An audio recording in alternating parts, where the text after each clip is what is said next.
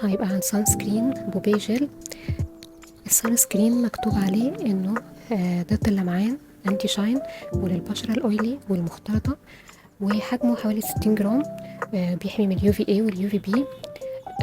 وكمان مكتوب عليه انه مقاوم للمية. ملمسه خفيف فعلا زي ما مكتوب عليه، وامتصاصه حلو، مش بياخد وقت كتير ابدا في الامتصاص زي ما حصل معايا في سان سكرين كليو. مش بيسيب طبقة بيضة، لكن لما بتحط الكمية المناسبة منه زي أي سان سكرين عشان تاخدي الحماية المناسبة منه. عمل معايا نقطة أو نقطتين فرولة بسيطة خالص، مش زي ما حصل برضو معايا في سان بلوك ليو لما الوش كله كان بيفرول. بالنسبة للمعان، أنا بشرتي ما كانتش مطفية أو مات، ده بالنسبة إنه مكتوب عليه إنه أنتي شاين.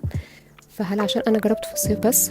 مش عارفة، لأني لسه ما جربتوش في الشتاء. أنا بشرتي جافة، وكان سايب نسبة لمعان بسيطة خالص، بسيطة جدا مش ملحوظة يعني. لكن لو بشرة دهنية جدا، فأعتقد إنها تحتاج مع عشان تحل المشكلة ديت باودر ووتر بروف زي مثلا بتاعت شيكلام. ما جربتوش مع البحر أو البول عامة، لكن حسيت إنه بيتحرك شوية مع العرق في الحر الفظيع ده.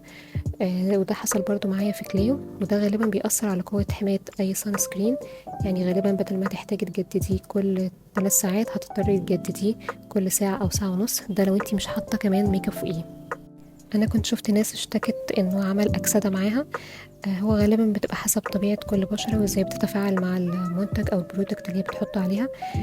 أنا استخدمته لوحده بدون ميك اب فوقيه.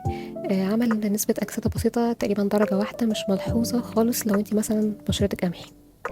هو في نسبة عطر أول ما بتحطيه بتكوني شماها، بس بتروح مع الوقت. هي ممكن بس تضايق لو حد عنده حساسية في الأول. تاني حاجة، العبوة اللي أنا جايباها من إنتاج 2023، فأي ثينك ديت الفورمولا القديمة، بس في المجمل هو كان كويس معايا. فأنا إذا حبيت أكرر نوع سان سكرين مصري تاني، فغالبا هيكون من ضمنها بوبي جل. وبس كده، يا ريت الريفيو النهاردة يكون عجبكم، وسيبولي تجاربكم في الكومنتس. وباي باي، ونتقابل في الفيديو الجاي.